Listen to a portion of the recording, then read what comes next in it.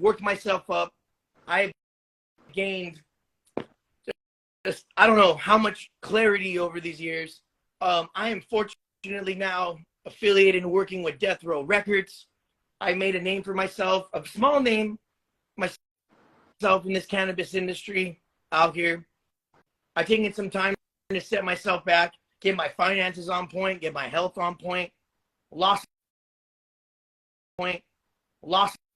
some people along the way. I lost my mom. I lost a couple homies. Fuck it. We're here now. And I think that we deserve to have our side of the story spoken. And Greg, but I've been having a good year so far. And I feel like Greg can agree with that. He's been having a good year so far. And we feel that we need some justice as well. We feel that our side of the story needs to be told.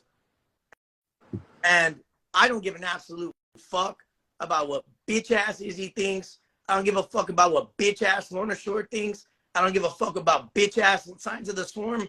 All those fake-ass motherfuckers that were threatened by Shrine and Malice, that knew that we were going to get in their fucking way because we were coming through and our fucking monthly listeners were getting above Enterprise Earth and all these motherfucking bands you guys suck on their cocks all the fucking time. We were a threat to them. Two reasons why. One, because we didn't give a fuck about what they thought. And two, we did our thing, not their thing. Yeah. And that, I mean, from the get-go from it, you know. And I don't give a fuck anymore because people don't like me anyway. And I never liked them in the first place. So the reason why I'm here today and why Greg is here today is because we want to seek out a platform or a podcast where we can tell our sides of the story. I am comfortable, and I'm going to throw out names. I'm going to call out everybody. I'm going to talk about how Signs of the Swarm was okay with doing cocaine and drinking at a strip club with Greg and Chris underage, but were the same fools to throw us under the bus online and come after us and try to say who we were. And Bobby Crow, bitch-ass, fake-ass Bobby Crow that I was cool with, that I helped out, who fucking stole band from his money, or money from his band, needs to go behind the guys' backs and keep the money for himself. Remember at the mall when we went to go buy shoes and they couldn't find Bobby Crow because he was inside Journeys using band money to buy himself kicks? Well, these motherfuckers just barely get a cheeseburger for themselves after. Remember when they were sleeping on our floors and showering in our showers at the hotels, and how I even bought a suite one of the nights on the tour so they can stay there? Those fucking bums and the audacity they have to go and try to trash us. And all these motherfuckers out here that try to trash us and look at us like we weren't shit. Fuck that. Fuck. And that's it. I don't give a fuck anymore, bro. I spent so many years here just plotting this. And I don't give a shit because people don't like me anymore. I don't care. I don't like most of y'all, and I never really did to begin with. So fuck it. I like making y'all music, and I love the joy that I can provide for you through doing that. And I could speak for Greg on that aspect as well, as far as the joy that we get from providing what we provide for y'all. Greg's viewpoints and my viewpoints are totally different. He is definitely way more level-headed and polite and courteous and kind and sweet than I am. And the audacity that everybody threw Greg under the bus and made him look like this demon. Just because this motherfucker sounds like one doesn't mean he is one, number one. Right. You know, and that's the other thing to it is, but what I'm going to say is that I don't give a fuck anymore, bro. Yeah. I'm ready to come out here and talk about our sides of the story, bro. There, you know what? I'm ready. And hell the fuck yeah. Man. How the fuck yeah am I fired up? Best believe I'm fired up. Same. I am fired up because I spent so many years here hearing and I'm done because I worked my ass off. Greg worked his ass off. Josh worked his ass off. Chris worked his ass off. And sadly sadly to admit, and I can't admit because I'm a fucking man and nowhere credits to, Izzy worked his ass off too. Even though he's a fucking crackhead and a fucking idiot out of his mind, he still worked his ass off. It was a team at the end of the day, you know. We all worked for the band, and even after we had come back and we had dropped Goddess, we had worked as a band to get that out, you know. And the other thing with it, you know, this might clear some shit up for people wondering about Obyrith. You know, the rights to that album are ours as a band. Like, we bought that from the label. You know, it's not, you know, when you see Izzy getting online and saying, oh, that's my record, like, he wrote, you know, a good part of it, and, you know, he contributed to all of the songs. Josh and I had to go retrack and do a lot of edits because he was drunk and fucking could barely track his shit. You know, so at the end of the day, everybody made that album what it is. You know, it doesn't really matter if he says he owns it or not. He's not in the band now. Well, you don't really own it, so who gives a fuck what he says? I mean, yeah. At the end of the day, it's all about what's legal. But I know some of y'all are here being like, I don't want to hear the drama, I want music. But we can't give you guys our music until we say our side of the story. Because we spent years here kind of taking the back seat and wondering being what shit the we're going to do, but also at the same time trying to find a way to reassess the way we do things and, you know, take a step back to gain some personal growth, financial growth, and mental growth. And I can't speak for Greg on a lot of the things that he went through because he went through them, but I can't say from just seeing how well he handled it, I know this motherfucker was hurting more than anyone I've ever known. I mean, you know, and the thing is with, you know, all the shit that I went through, you know, I didn't fucking, you know, I never cried about it. You know, I wasn't going to sit there and be a bitch. You know, I did the man thing, and if I can't do music for a little bit, whatever, I'll get a fucking job. Like, you know, I manage. Like, that's what I do. Like, you know, not that it's a flex to have a fucking regular full-time job, but, you know, I think it kind of speaks to what I've done with my life, you know, versus some of the people who have had bad shit to say. I'm not saying their names because they're not fucking worth it, but, you know, I'll say some damn names because that's what we're here for. Yeah. But, you know, it's like after so long of just being constantly talked shit to every time you try to do something, and, you know, there comes a point where it's like, damn, this needs to be addressed in some point, you know. And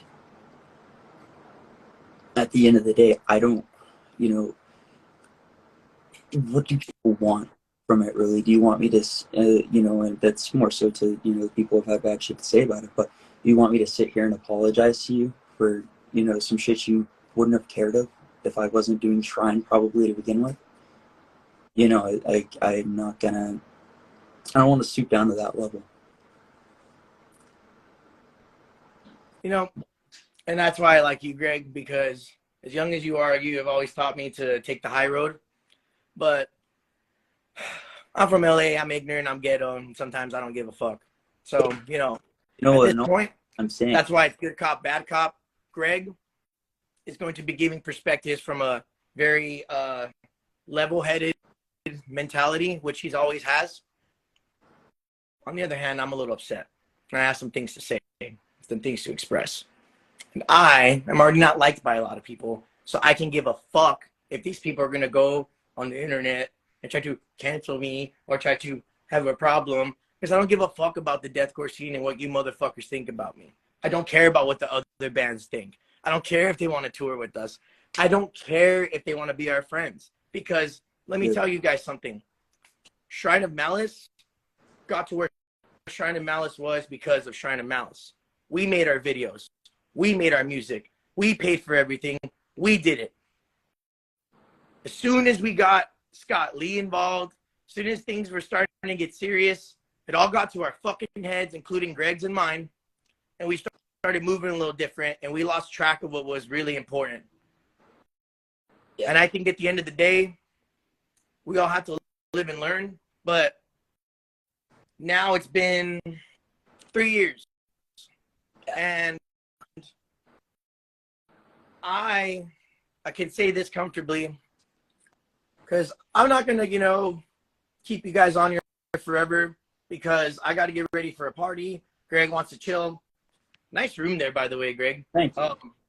Yeah, looks nice and clean there, dude. Oh, yeah. But, you know, I just want to say that it's been a while and that I keep constantly getting messages from people in the band page, through my personal page, wondering what we're going to do, wondering what we're going to, you know, put stuff out, you know, whoop-de-whoop-de-whoop, you know? And I think that if we're given a platform to discuss our side of the story, you know, I'm ready to tell and get asked anything, and I will give my best opinion and answer I can give you. If you believe me or don't, I really don't give a fuck. But I'm going to tell you my side. Greg's going to tell you his side. We don't think that, and if you disagree with me, Greg, say it. I think that before we do any more work as the entity of Shrine of Malice, we need to do this first. Yeah.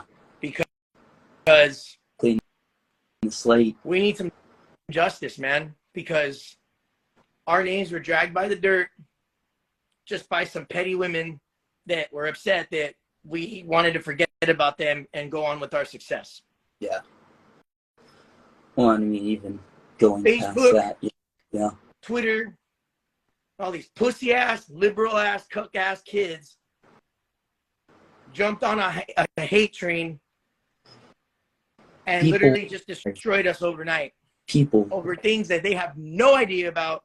Guys, the thing about these people, these are people that, you know, they haven't liked us in a long time, you know, or when never liked us. First started, and exactly never liked us. When we first started Shrine of Malice, we had released Beelzebub. We were kind of getting ourselves together, a little live lineup in Vegas. It clearly didn't fucking work out with where we're at now. And we got together a lineup, and we wanted to do a headlining show to release Malignants. And so we hit up Juke King. We're like, hey, you know what? By the way, he goes by Juke King, so don't be trying to cancel Greg again. The guy goes by this name. That's what he goes by. I don't know why that's his name, Steven, whatever. You know, something like that. We asked for, you know, a headlining show on an off day, and you know, he offered us bottom of the barrel, which, I mean, fine, we're a new band, but you know, you know, we were doing really well. We wanted to be involved with, you know, the community in Vegas, and it kind of just spit us up and chewed us back out. And, you know, whatever, fine. I'm not really big on any of the music that's out of Vegas. You know, there's not much to it. But yeah, like, these people that say this shit, like, they haven't liked me for going on 8 years. I'm a 15-year-old. I mean, there's, you know, don't like me because I fucking took your spot fucking forever ago, and now you're gonna use, you know, some your sister, you know, fucking went out and said, and then fucking apologized to me for it. And, like, dude, come on. Like, you're grasping at straws. You're grasping at the fact that I don't say anything. And, you know, when I go out to a show and I'm watching, you know, the you know, Kubla Khan, they're fucking doing Swan Song, and I'm apparently this predator that you put out. And I see you guys walking around being fucking creeps. Like, I don't buy it, dude. I don't want to be involved to begin with. You know? I just think that I feel that whether we continue to be a band, release Obyrith, give you guys the rest of this music, which a lot of you have already heard because it got leaked by Izzy. Izzy's the one that leaked it.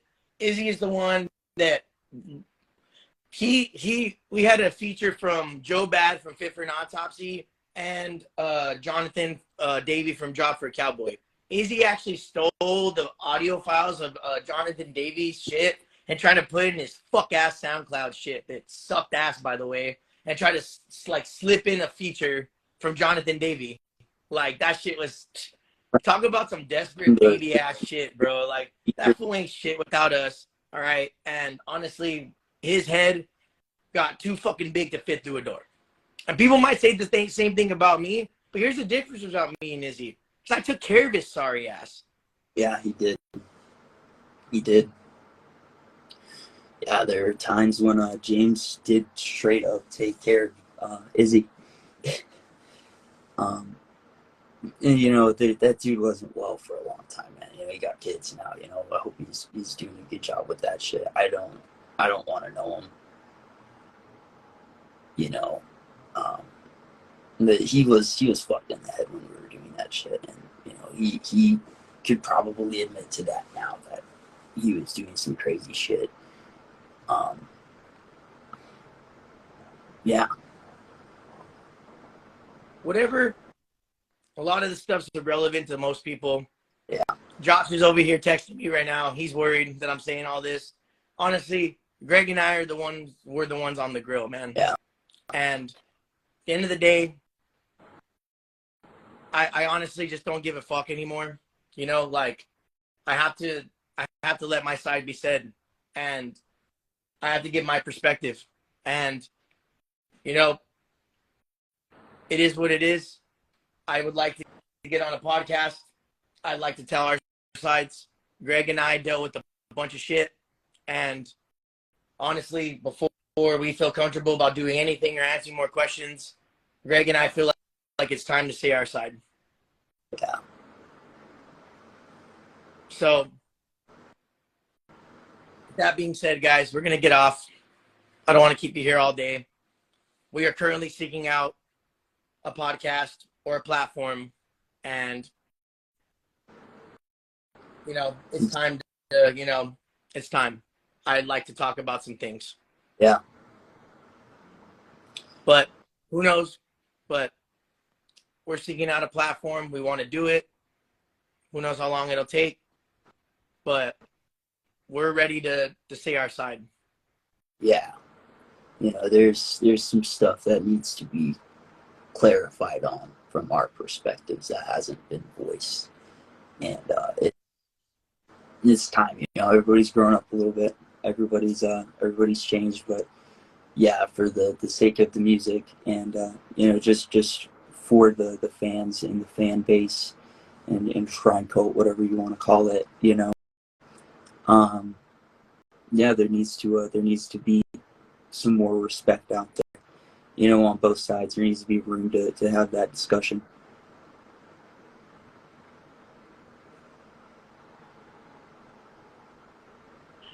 Sorry, Josh Noel over here being like, what the fuck you doing? Yeah. Sorry, Josh. My bad. Spence our dog, but yeah, man. I've had a great year. I've had a great start modeling, you know, cannabis industry. Now we're working with Death Row Records, you know, and their cannabis campaign and the new stuff they got going on. You know, I feel very great to have overcome all that shit. Yeah, you know, and it's at the same time, of all that shit, we're doing good now. I don't think it's fair that we got what we got. Yeah. So, you know, is there new music coming soon? But still to be decided because we have new music. The shit, yeah. You know, get with the, you know, don't fucking let us get hated on, you know, especially if you guys are fans of the band and you're out here like, oh, I love Greg, you know, I love James, you know, kind of put it out there, you know, what's out there isn't necessarily all the information, and it's not super hard to find. You know, the shit was, you know, I don't want to get too into it, but, you know,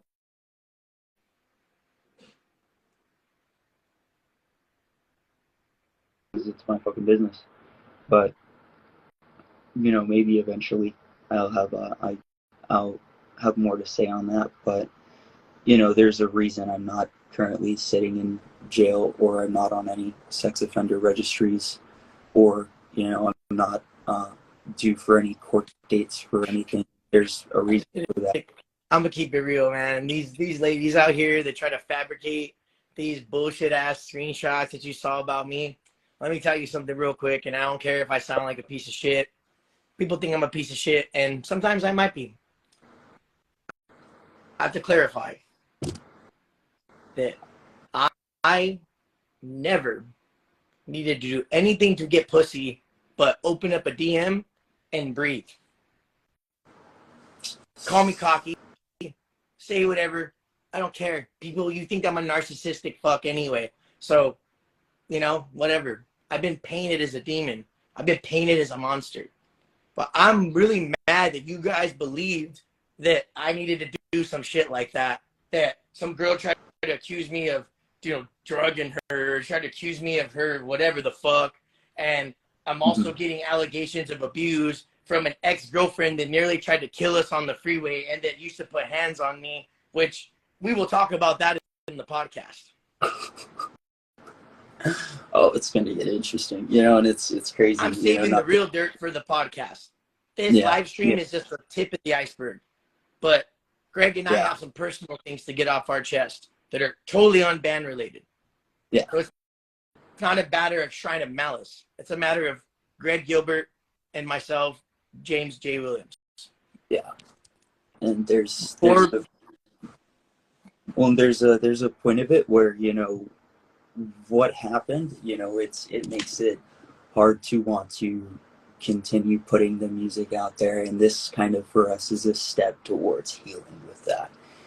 You know, we've been through a lot of shit, guys. It's been a long 3 years. Like James said, he's lost people. I've lost people. Chris lost people. Josh lost people. Everybody lost people in this fucking band. Probably like some of you in this fucking live stream lost some people. Life changes. Chris's grandma died at the same time all this band stuff was going on. Greg's grandmother just got diagnosed with cancer. My mom just got diagnosed with even more serious stuff. I just lost her last year. Sucked. We've all lost some people and gone through some things these past couple years and have really grown us all the fuck up. You know? Yeah. The fucking stuff that for the Nazi stuff, we're not fucking Nazis. We might be white, but that's as close as we're going to get to any fucking Aryan Brotherhood. I'm Nicaraguan and Mexican, but I look white. I think someone in my family cheated because they tell me I'm not white, but someone cheated along the lines because I don't know how I came up with James Williams, and I look like this, but I'm Nicaraguan and Mexican. So I don't know how to explain that part, but I am actually not white at all. And those who really know me and grew up with me know that I am Hispanic and grown up Hispanic and am Hispanic. Right. Central American and Mexican. I'm from my grandfather's from Nicaragua. My grandmother is from Mexico. They came over here. Well, I'm this fucking closeted fucking bigot, racist piece of shit. Why would I be in a band with quite literally different, you know, ethnicities than I am? You know, where I'm from in Vegas, I didn't grow up around a bunch of white kids. I grew up with people of color, and I respect them. I see what they've been through. You know, to me, it's not a question of, I'm racist because I don't like black people. It's I see all people as equal. You know, I grew up in the same fucking place that everybody else did, and who am I to put down on you? You know, I'm not going to do that. Unless you're a fucking asshole to me, then that's fair game. We appropriate behavior, not to people, you know, we don't like behaviors. You get what you fucking give, dude. You get what you fucking give. Chris is Guatemalan. So yeah, and Izzy was Mexican. And Izzy was Mexican and something else. I don't even remember. It's irrelevant. Who cares about Izzy anyway? But yeah, dude, most of the band was multicultural. And then you got, Greg and Josh, who are of, white descent, which makes no difference because they obviously work with us and are in a band with us. So let me tell you guys a little bit of something real quick before I get off here. Get ready for this party. That symbolism and this Nazi accusation, all I can say is that there's this symbol that I had, honestly, my ignorant ass didn't even know was a thing. Izzy was trying to be slick because Izzy is I don't know. I'm going to save that part for the podcast too. But let me just say that Izzy was trying to be slick. He had put something as a symbol and an emblem of our band. They got made by an artist, by the way. Was it, I don't know if, I'm not sure. Did he get Yusuf to make it, or did he get that one dude that recreated our logo? What's that kid's name? Yusuf. Yeah. So also, the guy who made the emblem didn't even know it. Izzy was trying to be slick, got this emblem reiterated and redone to be kind of sneakily putting this weird imagery in it that's, I guess, anti-Semitic, which honestly we were blindsided by, and we just were like, oh, it's the band's emblem, because we're ignorant as fuck and we don't know about certain things and stuff. And I can tell you and assure you I'm not a Nazi, because I didn't even know this was a Nazi piece of symbolism. The only piece of Nazi symbolism that I've ever acknowledged is the swastika, which is in all of our history textbooks growing up. Well, on top of that, we were into some fucking weird occult shit. You know, we weren't looking at it from like, oh yeah, like this is it, dude. Fucking white power. Well, which first is fucking crazy to think we'd fucking be like that to begin with. I'm sorry about vaping, bad habit, but hey, at least he's not smoking cigarettes anymore. Hey, at least he's not on the cigarettes anymore. Stop the cigarettes. But yeah, dude, the Black Sun, it's like 24 points of life, and our stupid asses when we were doing this shit, you know, like me and Izzy were kind of bouncing back and forth with it, and this his idea. It was like, oh, the 24 paths of life, bro, that's what it is. And me being all fucking fucked up on acid all the time, I was looking at it from, that's perfect. That's it. That's what I want it to be. That's occultic. And look how it ends up, you know, being perceived. And it's like, our bad, we changed it. I mean, we changed it. That's not on my shoulder. We have some sun diagram shit with the inverted heptagram. Like, you know, you'd think if we were a Nazi band, we'd be playing Nazi festivals, and I don't, you know, as far as I know, we haven't done that. I'm not sure. We wouldn't, even if we wanted to do Nazi stuff, we wouldn't even know where the fuck to find it. Like, it's like, what? Like, I couldn't even be accepted. I'm Hispanic. I would get my ass beat at a Nazi rally. You know what I'm saying? Get the fuck out of here. Like, what the fuck? Like, the most thing I could even know it's about Nazi culture is the movie American History X, and that's a film, okay, with Edward Norton in it. Is everyone calling Edward Norton a Nazi because he played one? No, it's a movie. But that's the only piece of anything I could tell you besides World War II history that I barely know about. It's not like I really paid much of attention in school. So, like, all I could say is that whole thing, like, I don't know, like, that was literally Izzy just trying to be slick. Once we got word that this symbolism was something that obviously shouldn't be used, we completely removed it from our likeness and got the symbol, which is on Greg's arm right there. Yeah, I mean, that was changed quick, dude. Like, you know, and you know, Chris was even like, should do that, and then we did it anyway because we're fucking stupid. We're trying. We do stupid shit all the time. We're humans, man. Yeah. We're not. Hey, we're in deathcore, man. Okay. If we wanted to be rocket scientists and be smart people, we wouldn't play deathcore. All right. So, you know, that's all I can say. Yeah.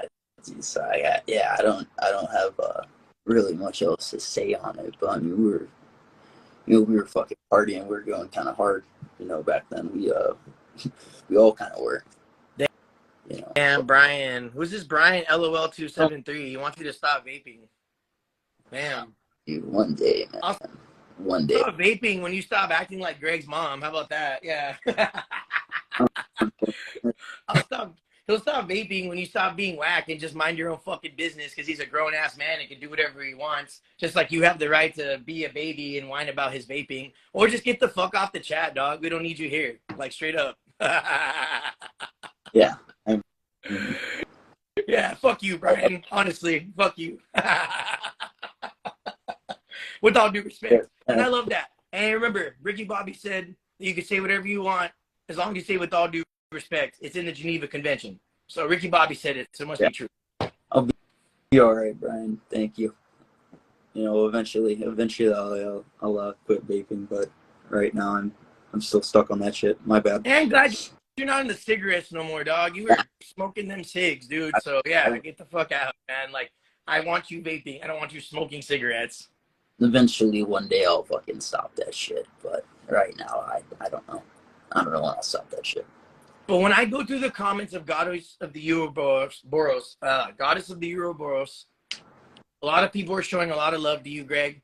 And a lot of people are saying that the things that didn't happen to you happened, that Lorna Shore and us would be going head for head. And this is not me capping. These are the comments. You can go read them. They're all up there. Hundreds of them.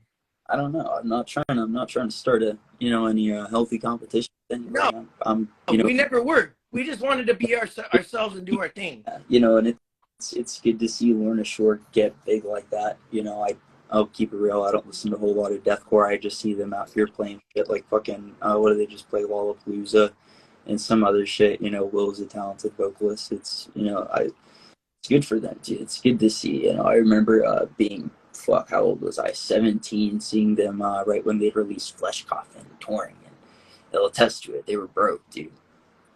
You know, they were broke back then. So it's good to see them. Some good musicians get some recognition. You know, we're not really friends like that. You know, it's fine if we're not, but you know, it's good to see them. No. Will Ramos put the work in, and he's an incredible vocalist, and that fool's been working since back in Awaken Providence. That fool's put the work in. Will Ramos deserves exactly what he has. He put the fucking work in. And he is extremely talented and can do everything he does on those records live. So that man deserves whatever he's getting. And I'm glad Will Ramos finally has a platform to be who he is, because he, in Awaken Providence, was smashing. And then he was just doing his own thing for a while. And then he got this opportunity finally. Yeah. And now he's killing the game. So all due respect to him. He worked his ass off and he got to where he was at. And Lorna Shore should be grateful they got Will Ramos, honestly. Will Ramos shouldn't be grateful for Lorna. Lorna should be grateful for Will. That's my opinion, straight up. That fool is a grinder, and I saw that fool through the years grinding. He did. He put in work for that shit. But yeah, man. So we're still like that, but I mean, yeah, it's just kind of crazy. But we're not trying to compete. We're just trying to do our thing. We're not trying to be in the circuit. We're not trying to be anyone's friend. We ain't trying to, we're asking back, please, guys, can you fucking, no. We just want to have our say. Yeah. We just want to have our voices be heard. And we just want a platform where we can be in an environment where we can discuss things and be asked questions and give our honest answers. Yeah. You know, it's taken a lot of time to get to, a place where we feel like we can talk about it. And now that we've gotten more towards that point with, these, releasing Goddess was, was kind of testing the waters, and we saw how it happened. And, now we're, like James said, we don't have to put out music if it's just gonna get dogpiled. And so, we gotta, there has to be some.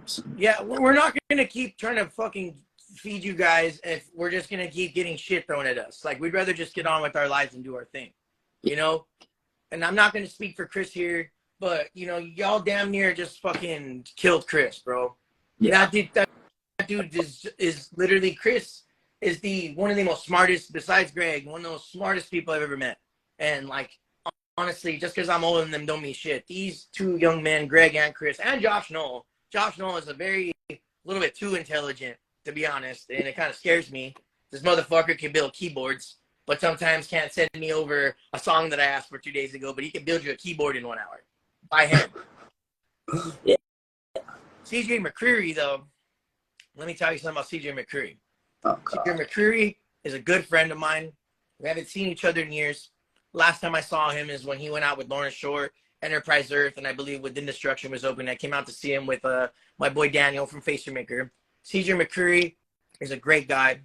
CJ McCreery, he's a funny, goofy dude who's fun to be around. When we went on tour with him back in the day, and so this is Suffering, he offered free haircuts. He knew he was a good-looking, tattooed, iconic deathcore guy and figure in the scene, and he never let that shit get in his head and was nice to all of us and treated all of us as equals.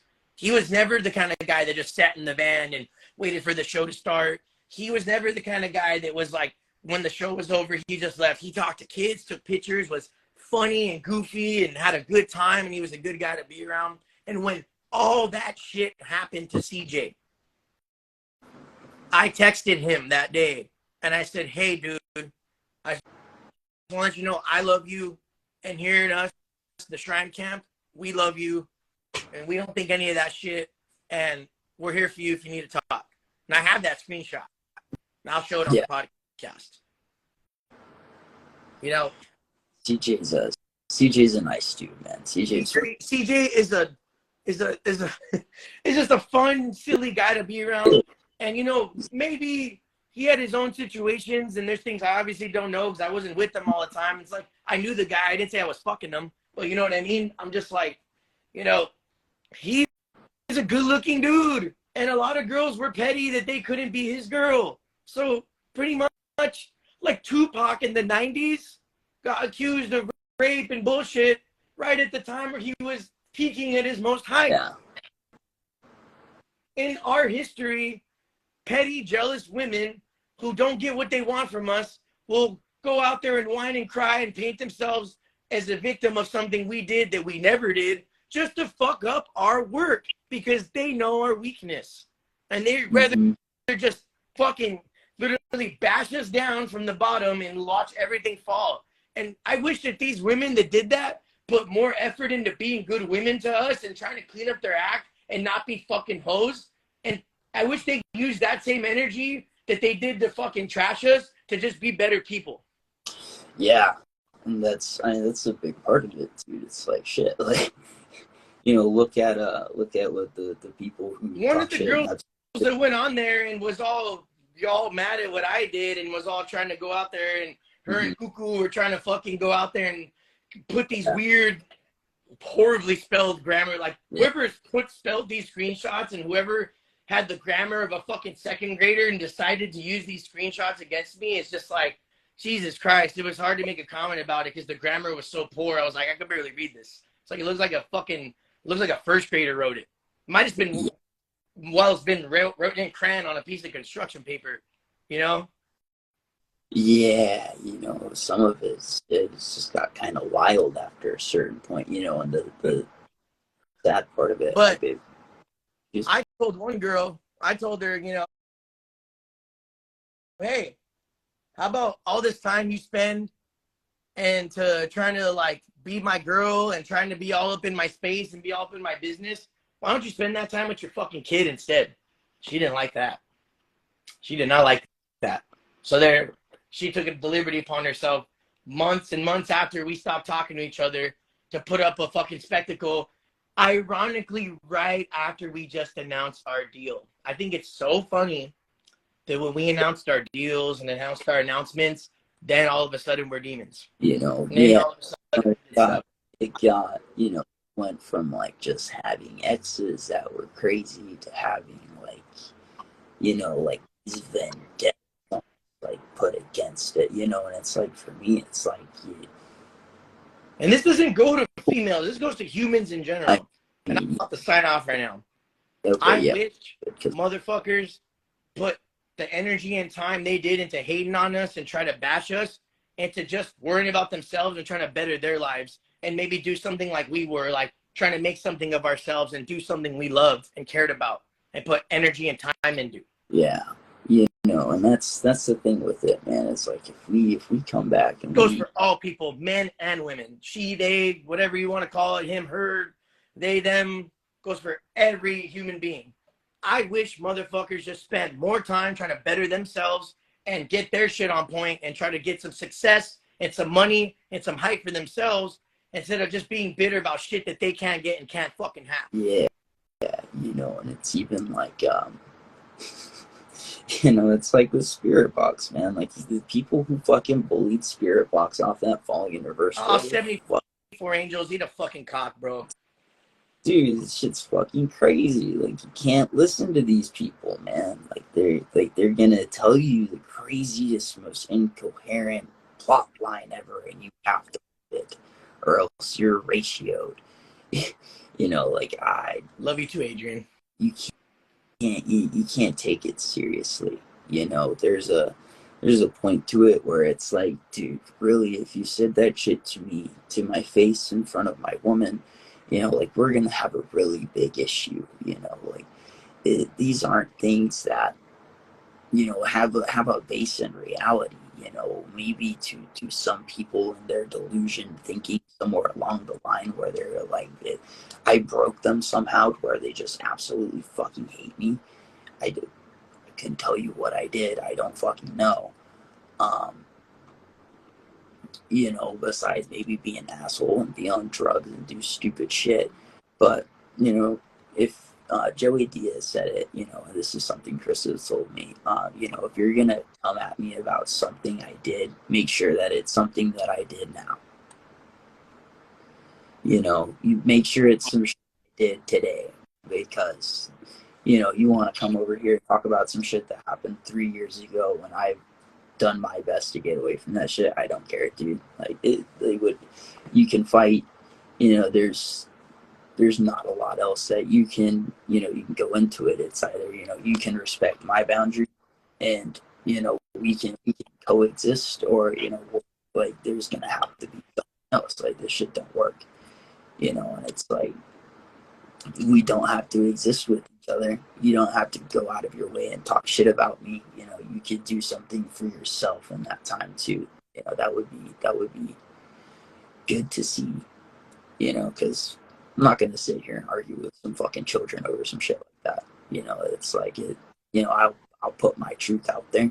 I'll put what I have to say out there, but I'm not here to fucking argue over some old shit that.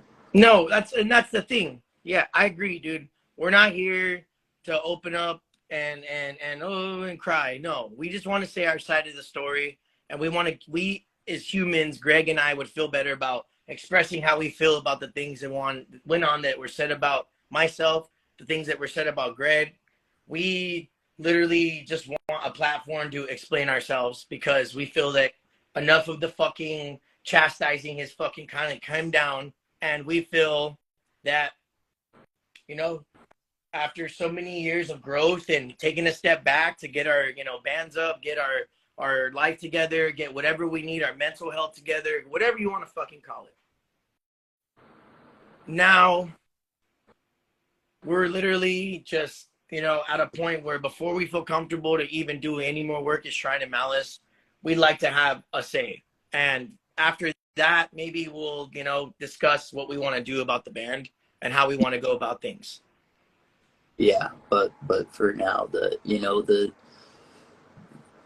this is a hard thing for the band. You know, this is something that, you know, until some kind of, you know, perspective on this comes out, there's not a point to sit there and try and release the shit and put it out, because at the end of the day, all it's going to do is just hurt our mental.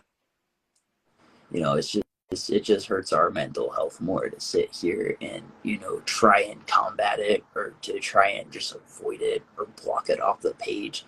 You know, like, we tried that shit don't really work. That's why we're trying something more head on, where it's like, you know, we would like to talk to somebody about this shit. You know, and all things aside, whatever you think of us, it's a fucking interesting story. It's an interesting story, man. Well, it should almost be a 2-part podcast, because it's gonna be like Greg's side and my side, which is like, Greg's is probably gonna be a little bit longer. I don't have too much to discuss. I just, honestly, mine is gonna be a lot of shit talking and pissing off a lot of people. I'm gonna be throwing a lot of motherfuckers under the bus. I don't give a fuck. Fools ain't gonna fight. Fools ain't gonna do shit. band fools aren't like rappers. They don't come with guns and try shooting. They don't got goons. They don't got ops. Shit, most of them don't got money to begin with. So it's like, I don't give a fuck if a bunch of weenie ass fools from bands get off. You went online and said this about me. Fuck you, James. It's like, fuck you, motherfucker. I don't give a fuck. Come over here to LA then and fucking fight me then. Honestly. I mean, my address has been leaked fucking plenty of times, you know, by people who could probably, if they wanted to, they would have done some shit or tried to do some shit, and nobody ever tried some shit. So, but the fact that I saw bands using our situation as a way to market themselves, hey, come check us out. We didn't do this to anybody. It's like, fuck you, motherfuckers. You were the same guys that were trying to go on tour with us and the same guys that were fucking sucking our dicks through the DMs and wanting to be buddy with us. And these are the same guys that, you know, later on. Didn't you have on your Facebook page that you were in a relationship with Taylor Barber? Yeah. Weren't you good friends with Taylor Barber? I was. Taylor, we're not really friends now, but yeah, Taylor actually reached out to me not that long ago. It was probably about a year ago, and he was like, you know, I'm sorry for what happened to you, dude. You know, it's like, I remember exactly what he said, but he said some shit like that. Keep your head up. You know, I like Taylor. I think Taylor's good people. I never met the guy. I just knew you were good friends with him, but yeah. My point is that, yeah, you know, a lot of people that were in bands that actually were sympathetic to our situation, which I won't throw their names out there because they were sympathetic and courteous to us, and they sympathized with what we were going through. They all reached out individually, and they were like, hey, guys, this fucking sucks.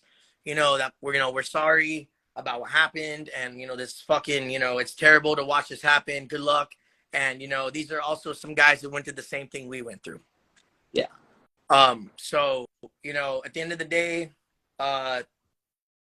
you know, people are going to be mad and not get what they want. And instead of trying to just work on shit themselves and try to better their life, they're going to just try to make that effort into ruining what you got going on, because it's a lot easier to do that than for them to build themselves up. And in general in life, that's just some advice for life. And if you want to take advice from a guy with a bunch of face tattoos, it's at your discretion.